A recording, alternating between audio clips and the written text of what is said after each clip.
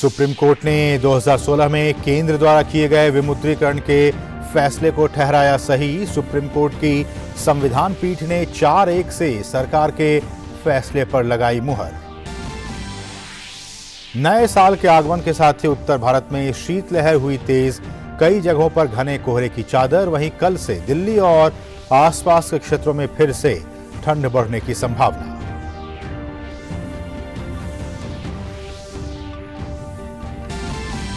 जम्मू कश्मीर के राजौरी के ऊपरी डांगरी गांव में संदिग्ध विस्फोट, 2 लोग घायल, घायलों का चल रहा है इलाज। कल इसी गांव में आतंकियों ने 4 नागरिकों की कर दी थी हत्या।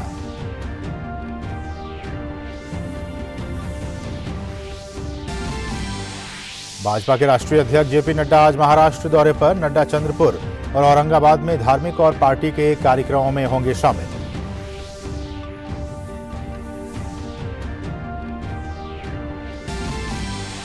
ऑस्ट्रिया यात्रा पर गए विदेश मंत्री डॉक्टर एस जयशंकर आज वियना में अपने ऑस्ट्रियाई समकक्ष के साथ करेंगे प्रतिनिधिमंडल स्तरीय वार्ता। बातचीत के बाद दोनों देशों के बीच कई अहम समझौतों पर हस्ताक्षर होने की उम्मीद।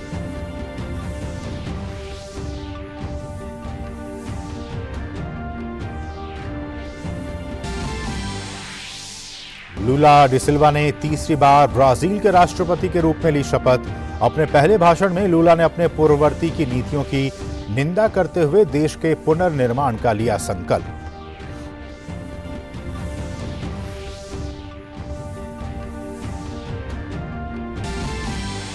और सतत कृषि में मोटे अनाज के महत्व के बारे में जागरूकता पैदा करने के लिए कल से अंतर्राष्ट्रीय मोटा अनाज वर्ष का विश्व स्तर पर हुआ आगाज। प्रधानमंत्री मोदी की पहल पर संयुक्त राष्ट्र ने साल 2023 को अंतर्राष्ट्रीय मोटा अनाज वर्ष किया है घोषित।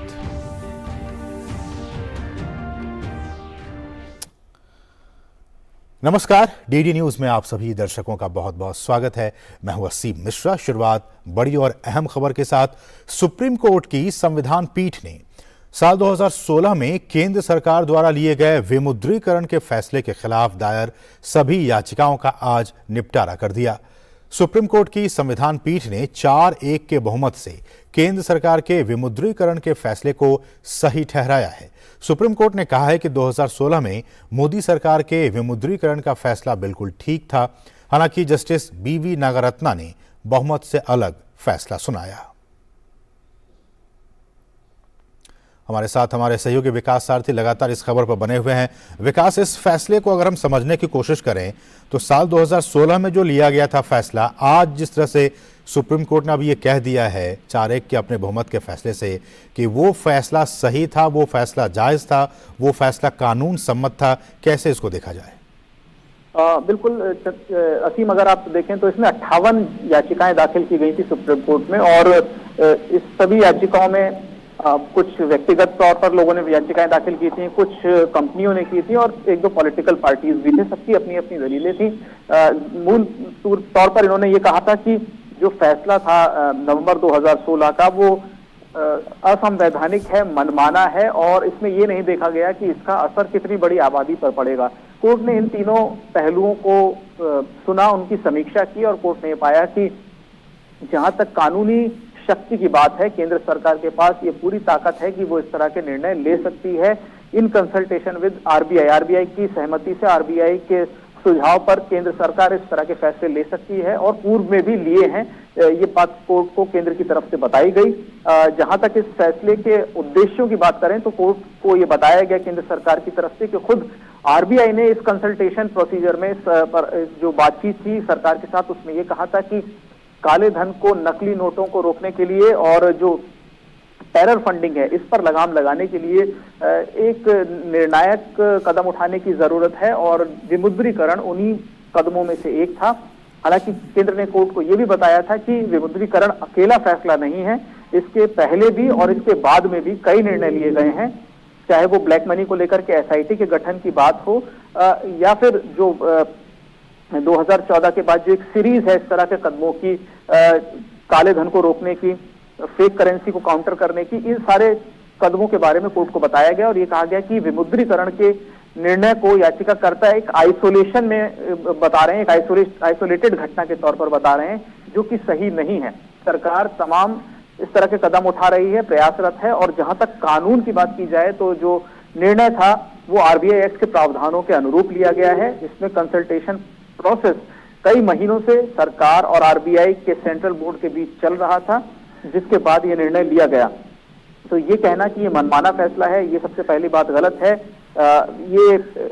इसमें आरबीआई एक्ट का किसी तरह से वायलेशन हुआ, उल्लंघन हुआ, ये अपनी तरफ से गलत है।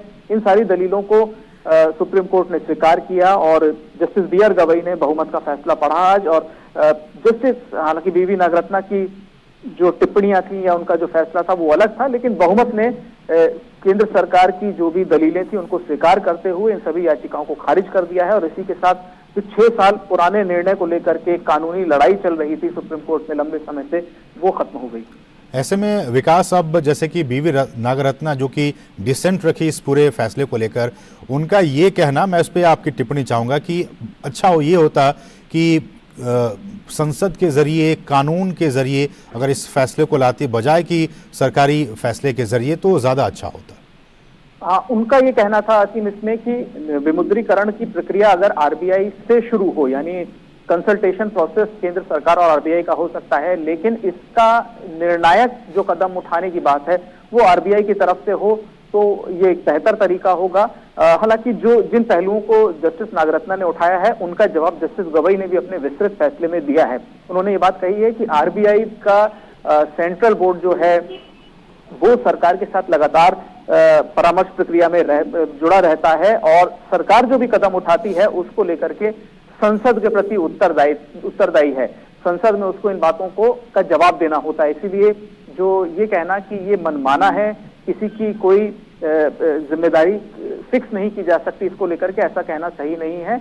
एक चेक एंड बैलेंस का पूरा एक तरीका है अपने तरीके से। आरबीआई की जो बॉडी है वो सरकार के फैसलों को लेकर के अपना सुझाव देती है और सरकार उस पर अमल भी करती है। तो एक चेक एंड बैलेंस पूरे इस प्रक्रिया में है। ये कहना कि सिर्फ सरकार के पास शक्ति है, ये अपने आप में गलत होगा। और जस्टिस नागरत्ना की जो भी रिजर्वेशंस हैं या जो भी आपत्तियां हैं उनका जवाब भी विस्तृत फैसले में जस्टिस बी आर गवई ने अपने विस्तृत फैसले में दिया है, क्रमवार दिया है कि वो किन कारणों से इस फैसले को कानून सम्मत मानते हैं और इन सारी याचिकाओं को खारिज कर रहे हैं। बिल्कुल आप सही कह रहे हैं कि सुप्रीम कोर्ट ने ये कहा विकास कि आरबीआई के पास कोई अलग से कोई स्वतंत्र शक्ति नहीं है कि वो इस तरह के फैसले ले, लेकिन ये सारे जो फैसले लिए गए वो केंद्र सरकार और आरबीआई के बीच में महीनों पहले कंसल्टेशन हुए थे और उस कंसल्टेशन प्रोसेस के बाद ही इस फैसले को लिया गया। लेकिन एक आखिरी कमेंट विकास मैं आपसे चाहूँगा कि जिस तरह से सुप्रीम कोर्ट ने केंद्र को ये कहा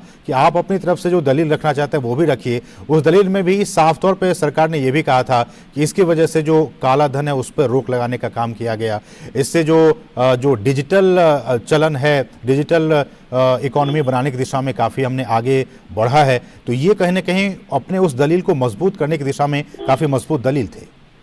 अब बिल्कुल केंद्र ने यहाँ पर आंकड़े रखे थे सुप्रीम कोर्ट में और ये बताया था कि किस तरह से डिजिटल इकोनॉमी को बढ़ावा मिला है। नोटबंदी या विमुद्रीकरण के फैसले के बाद फेक करेंसी पर लगाम लगी है और जो आंतरिक उथल पुथल वाले कुछ इलाके हैं, चाहे वो कश्मीर हो, चाहे वो नक्सल हिंसा से प्रभावित इलाके हों, वहां पर इस तरह की गतिविधियों में कमी आई है क्योंकि एक जो चेन थी, सप्लाई चेन थी पैसे की, कैश की, वो रुकी है, वो टूटी है। तो ये सारी बातें यहाँ पर भी कोर्ट को बताई गई कि किस तरह के उद्देश्य थे और उनमें से कितने उद्देश्यों को केंद्र ने हासिल किया है इस अकेले कदम के जरिए। चलिए, बहुत बहुत शुक्रिया विकास इन तमाम ताज़ा अपडेट्स को हम तक पहुंचाने के लिए।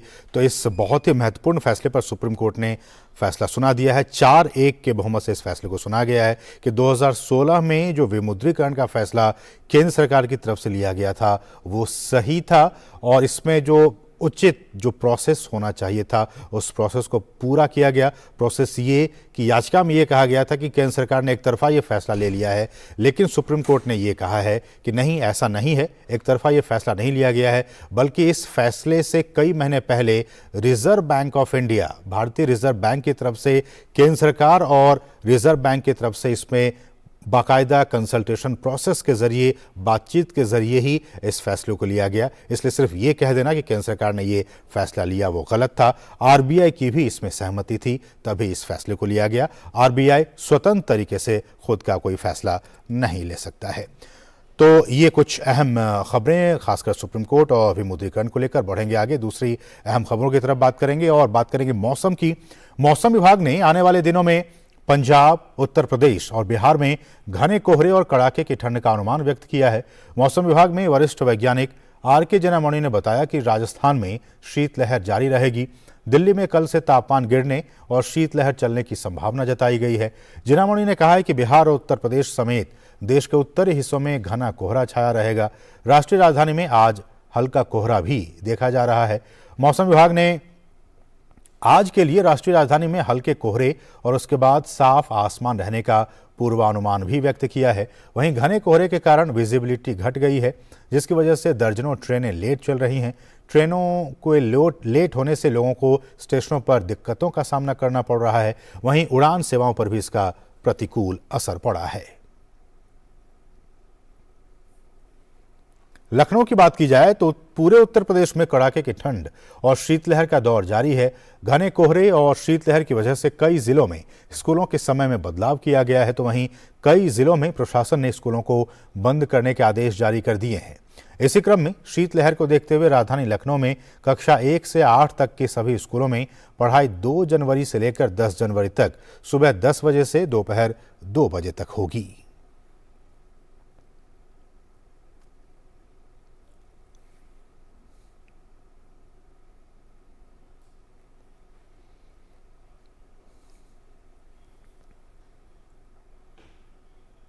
खबर राजस्थान से है, जहां के पाली में एक रेल हादसा हुआ है। Bandra terminus Jodhpur Suryanagari express train आज तड़के 3:27 पर पटरी से उतर गई। हादसे में ट्रेन के 13 डब्बे प्रभावित हुए हैं। यह हादसा जोधपुर मंडल के रजकी आवास बोमदरा सेक्शन के बीच हुआ है। हादसे में किसी के हताहत होने की सूचना नहीं है। उत्तर पश्चिम रेलवे के CPRO कप्तान शशि किरण ने बताया कि रेलवे ने जोधपुर से एक दुर्घटना राहत ट्रेन भेजी है। साथ ही कंट्रोल रूम से भी इसकी लगातार निगरानी की जा रही है।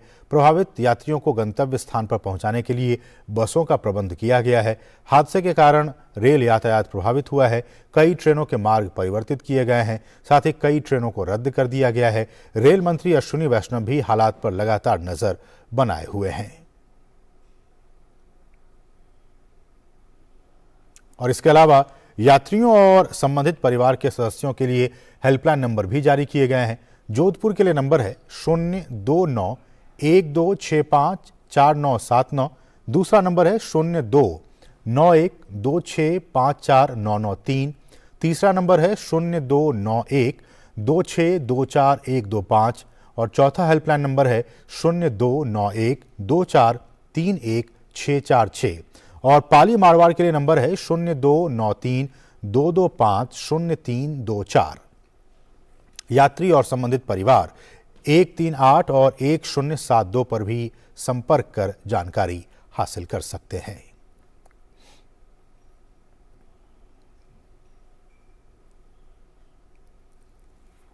खबर जम्मू कश्मीर से है, जहां के राजौरी में कल शाम 4 लोगों की हत्या के बाद पीड़ितों में से एक के घर में एक IED विस्फोट हुआ, जिसमें 5 लोग घायल हो गए। पीड़ितों को इलाज के लिए GMC राजौरी में भर्ती करा दिया गया है, जहां एक बच्चे की इलाज के दौरान मौत हो गई है। जम्मू रेंज के अपर पुलिस महानिदेशक मुकेश सिंह के मुताबिक एक और संदिग्ध IED देखा गया, जिसे सुरक्षित तरीके से हटा दिया गया है। और जम्मू कश्मीर में राजौरी के डांगरी गांव में हुए आतंकी हमले के बाद इलाके में सुरक्षा व्यवस्था बढ़ा दी गई है। सुरक्षा बल क्षेत्र की निगरानी के लिए ड्रोन का संचालन कर रहे हैं। आतंकवादियों को पकड़ने के लिए घेराबंदी और तलाशी अभियान जारी है। दरअसल कल डांगरी गांव में हुए आतंकी हमले में 4 नागरिकों की मौत हो गई थी। और जम्मू कश्मीर के उपराज्यपाल मनोज सिन्हा ने राजौरी में हुए आतंकी हमले की निंदा की है। उन्होंने ट्वीट कर कहा है कि कायराना हमले में शहीद हुए प्रत्येक नागरिकों के निकटतम संबंधियों को 10 लाख रुपए की अनुग्रह राशि और एक सरकारी नौकरी दी जाएगी। वहीं गंभीर रूप से घायलों को 1 लाख रुपए दिए जाएंगे। अधिकारियों को घायलों का बेहतर इलाज सुनिश्चित करने का निर्देश दिया गया है। एनसीसी का गणतंत्र दिवस शिविर 2023 शुरू हो गया है। आज सर्वधर्म पूजा के साथ शिविर की शुरुआत हुई। इस एनसीसी के गणतंत्र दिवस शिविर का उपराष्ट्रपति 7 जनवरी को विधिवत उद्घाटन करेंगे। शिविर के दौरान ही एनसीसी की प्रधानमंत्री रैली भी आयोजित की जाएगी और क्या कुछ खास रहेगा इस एनसीसी के गणतंत्र दिवस शिविर में, इस पर खास बातचीत की हमारे सहयोगी गिरीश निशाना ने एनसीसी के महानिदेशक लेफ्टिनेंट जनरल गुरबीर पाल सिंह के साथ। एनसीसी का रिपब्लिक डे कैंप आरंभ हो चुका है। इस पर ज्यादा बात करने के लिए हमारे साथ मौजूद हैं एनसीसी के महानिदेशक lieutenant general Gurbir Pal Singh. 2100 cadet इस आरटीसी कैंप में हिस्सा ले रहे हैं, सभी प्रांत, सभी राज्यों से, और तकरीबन इसके अंदर हमारे पास 35% गर्ल्स कैडेट्स भी हैं। इन कैडेटों को कहाँ कहाँ जाने का मौका मिलेगा? अभी थोड़ी देर पहले हमने सर्वधर्म स्थल पूजा करी, उसके दौरान हमने सब रिलीजन्स के बारे में ज्ञान दिया है।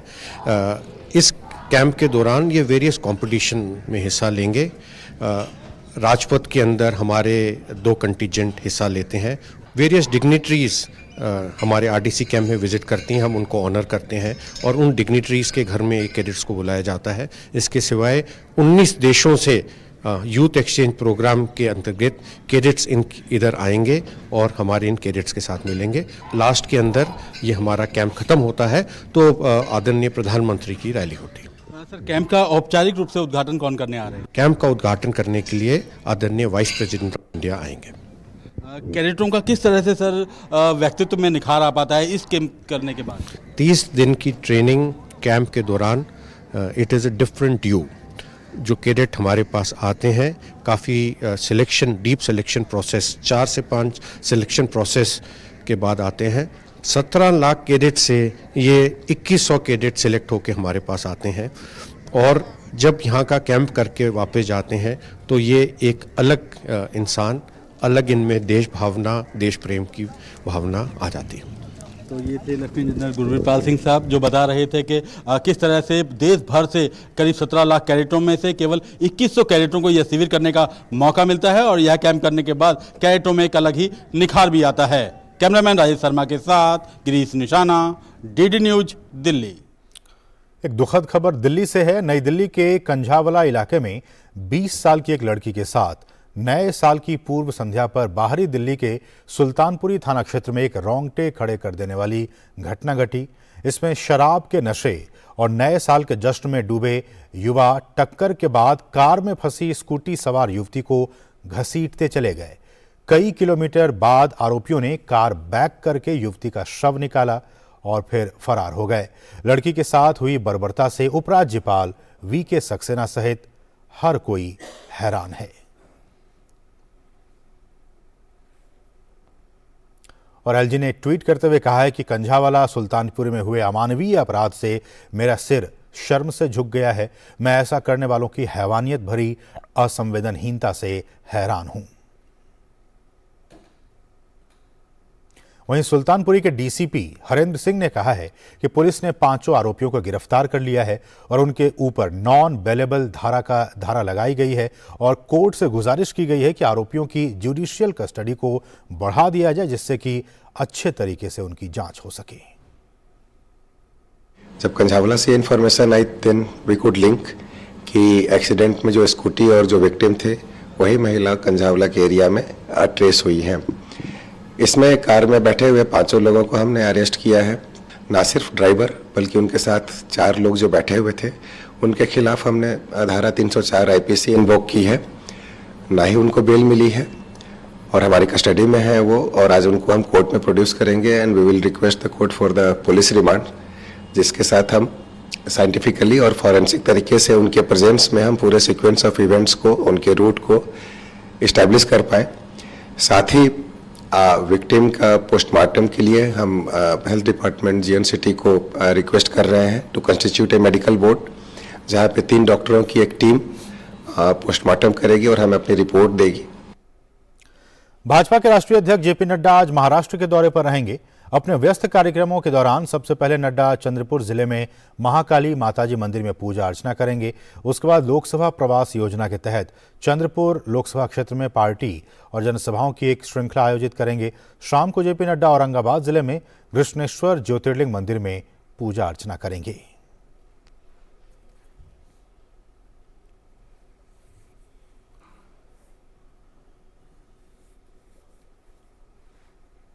नए साल की शुरुआत के साथ ही अंतर्राष्ट्रीय मोटा अनाज वर्ष 2023 केंद्रीय मंत्रालयों, राज्य सरकारों और भारतीय दूतावासों की गतिविधियों के साथ शुरू हो गया है।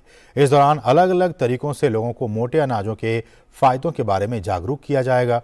केंद्रीय युवा मामले और खेल मंत्रालय के साथ छत्तीसगढ़, मिजोरम और राजस्थान राज्यों ने जनवरी 2023 को मिलेट्स को बढ़ावा देने के लिए फोकस्ड महीने के रूप में चुना है। इस दौरान विभिन्न कार्यक्रमों और गतिविधियों के जरिए खिलाड़ियों, न्यूट्रिशनिस्ट और फिटनेस एक्सपर्ट्स के साथ मिलकर लोगों को मोटे अनाज के लाभ के बारे में बताया जाएगा।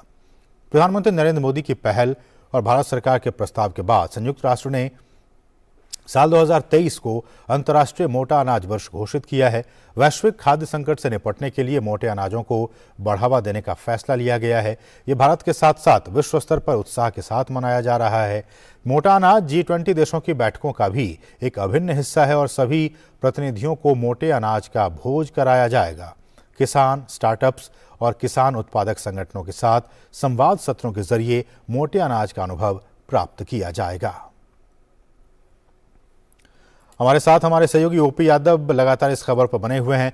ओपी, जैसा कि हमने कहा कि अंतर्राष्ट्रीय मोटा अनाज वर्ष 2023 को घोषित किया गया है, यूएन ने घोषित किया है। किस तरह से जो कार्यक्रम होंगे पूरे साल भर और खासकर इस जनवरी महीने में, उस पर जरा रोशनी डालिए। साल 2023 के आगाज के साथ ही स्वागत की कड़ी में पूरी दुनिया की नजरें भारत की तरफ टिकी हुई है। सूर्य और नई रोशनी का सूर्योदय भारत से हो रहा है और पूरी दुनिया इससे रोशन हो, इसके लिए भारत ने भी पूरी तैयारी कर रखी है। और उसी कड़ी में G20 की अध्यक्षता मिलने के साथ साथ 5 ट्रिलियन इकोनॉमी की लक्ष्य और साथ ही साथ दुनिया की 5वीं सबसे बड़ी अर्थव्यवस्था बनने की ओर भारत अग्रसर है। ऐसे में पूरी दुनिया को भारत क्या देगा, इसके लिए सबकी निगाहें हैं। और इसी कड़ी में संयुक्त राष्ट्र संघ द्वारा अंतर्राष्ट्रीय मोटा अनाज वर्ष 2023 की जो घोषणा की है, यह एक पहला उदाहरण है। इसको लेकर भारत सरकार न केवल पूरी तैयारी से जुटी है, बल्कि वैश्विक जगत को भारत के पोषक अनाज और सुपर स्मार्ट न्यूट्री सीरियल्स के बारे में जानकारी देना, उनके पोषकता और उनकी गुणवत्ता के बारे में अवगत करवाना, रोजगार, व्यापार और कारोबार की संभावनाएं बढ़ाना, इन सभी को लेकर लगातार काम कर रही है। कृषि मंत्रालय, वाणिज्य उद्योग मंत्रालय और जो विदेशी दूतावास है, वो सब मिलकर संयुक्त कार्य कर रहे हैं। राज्य और अन्य एजेंसियां भी इसमें पूरी तत्परता के साथ जुटी हुई है। जनवरी से लेकर दिसंबर तक हर महीने अलग अलग न केवल कार्यक्रम होंगे, बल्कि G20 के जो मेहमान आएंगे उनकी थाली तक पोषक अनाज पहुंचे और वो उसकी गुणवत्ता से रूबरू हो, इसके लिए किसानों और जो स्टेक होल्डर्स हैं उनसे लगातार संवाद भी किया जाएगा। तो निश्चित तौर पर ये नया साल न केवल एक आगाज है, बल्कि स्वागत और वैश्विक जगत को भारत के पारंपरिक जो खाद्य हैं, पारंपरिक जो मोटे अनाज है, उनके बारे में जानकारी दिलाने और भारत की जो खाद्य और कृषि प्रणाली उसके बारे में अवगत करवाने के संदर्भ में एक महत्वपूर्ण परिप्रेक्ष्य भी है।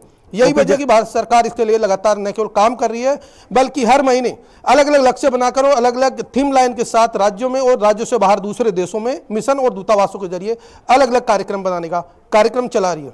और ऐसे बिल्कुल आप सही कह रहे हैं ओपी, जैसा कि हमने कहा भी कि फोकस स्टेट्स इस बार खासकर जनवरी के महीने की बात की जाए, राजस्थान का नाम आ रहा है, मिजोरम है, छत्तीसगढ़ है। ये ऐसे राज्य हैं जो कि इस पूरे महीने मोटे अनाज पर काम करेंगे।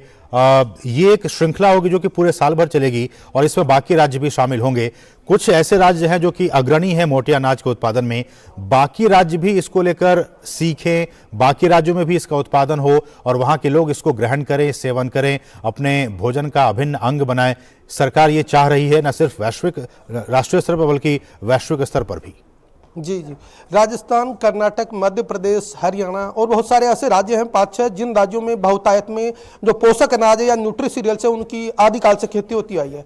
इनमें अधिकांश इलाकों में इनकी उत्पादन होती है। उनकी जो खेती के साथ साथ किसान इससे अपनी आजीविका भी चलाते हैं। तो लघु और मध्यम दर्जे के जो किसान हैं उनकी आजीविका सुनिश्चित करना और उनको अपलिफ्टिंग करना भारत सरकार के एजेंडे में रहा है। लगातार प्रधानमंत्री नरेंद्र मोदी इस मुद्दे को लेकर न केवल अपनी योजनाओं और नीतियों में शामिल करते रहे, बल्कि वैश्विक स्तर पर इसको आगे बढ़ाने के लिए ये अंतर्राष्ट्रीय मोटा अनाज वर्ष भी घोषित किया गया है। तो जो राज्य हैं जिनमें कार्यक्रम होने हैं, जिन राज्यों में उत्पादन ज्यादा होता है उनमें, और जिन राज्यों में इनकी संभावनाएं हैं वहां पर न केवल मोटे अनाज यानी पोषक अनाजों को उत्पादन बढ़ाने के लिए सरकार काम कर रही है, बल्कि इनके मूल्य संवर्धन करने और इनकी उपयोगिता बढ़ाने के लिए भी कई कार्यक्रम आयोजित किए जा रहे हैं। निश्चित तौर पर इससे न केवल किसानों को फायदा होगा, बल्कि वैश्विक स्तर पर इनकी रोजगार, व्यापार और कारोबार की संभावनाएं बढ़ने से किसानों की आमदनी बढ़ेगी। बिल्कुल बिल्कुल, बहुत बहुत शुक्रिया ओपी, इन तमाम ताज़ा अपडेट्स को हम तक पहुंचाने के लिए बहुत बहुत शुक्रिया। तो लगातार राज्य भी और केंद्र सरकार भी लगातार अपने अपने स्तर पर मोटे अनाज को बढ़ावा देने की दिशा में लगातार जनवरी से लेकर दिसंबर तक इस दिशा में काम करने वाली है। बढ़ेंगे दूसरी अहम खबरों की तरफ। कुछ अंतर्राष्ट्रीय खबरें। खबर ब्राजील से है, जहां लूला डी सिल्वा ने तीसरी बार राष्ट्रपति के तौर पर शपथ ले ली है। लूला डी सिल्वा ने अक्टूबर में हुए राष्ट्रपति चुनाव में तत्कालीन राष्ट्रपति जॉयर बोल्सोनारो को हरा दिया था। 77 वर्षीय लूला इससे पहले 2003 से 2010 तक ब्राजील के राष्ट्रपति रह चुके हैं। लूला एक वामपंथी नेता हैं और वो अपने शुरुआती वर्षों में एक ट्रेड यूनियन के नेता भी रहे हैं। राष्ट्रपति चुनाव से पहले लूला 1 साल से ज्यादा समय तक भ्रष्टाचार के आरोपों में जेल में भी बंद रहे थे। हालांकि बाद में उन्हें बरी कर दिया गया। शपथ ग्रहण समारोह के दौरान लूला ने संविधान की रक्षा की शपथ लेते हुए अमेज़न रेन फॉरेस्ट के संरक्षण और बढ़ती असमानता जैसे मुद्दों पर काम करने की बात कही। खबर खेल जगत से है। पुणे में चल रहे महाराष्ट्र ओपन टेनिस टूर्नामेंट में आज से मुख्य दौर की शुरुआत होने जा रही है। दक्षिण एशिया के एकमात्र एटीपी 250 टेनिस इवेंट के मौजूदा संस्करण में पिछले 2 दिन से क्वालीफायर मुकाबले खेले जा रहे थे। मुख्य दौर में एकल में भारत के 4 खिलाड़ियों ने जगह बनाई है। रामकुमार रामनाथन ने रविवार को क्वालीफायर में मटिया बेलुची के खिलाफ शानदार जीत दर्ज करके मुख्य ड्रॉ में प्रवेश किया है। उनके अलावा मुख्य ड्रॉ में मुकुंद शशि कुमार, सुमित नागल और 15 वर्षीय मानस धामने भी खेलते दिखाई देंगे। रोहन बोपन्ना, रामकुमार रामनाथन और अर्जुन काधे महाराष्ट्र ओपन के युगल स्पर्धा में भी अपनी दावेदारी पेश करेंगी। धामने आज राउंड ऑफ 32 में भारतीय चुनौती की शुरुआत करेंगे। वहीं सुमित नागल भी आज अपना मैच खेलेंगे। प्रतियोगिता के इस 5वें संस्करण में विश्व में 17वें नंबर के खिलाड़ी मारिन सिलिच खिताब के सबसे बड़े दावेदार होंगे। तो इसके साथ ही इस बुलेटिन में बस इतना ही। हमें दीजिए अनुमति। नमस्कार।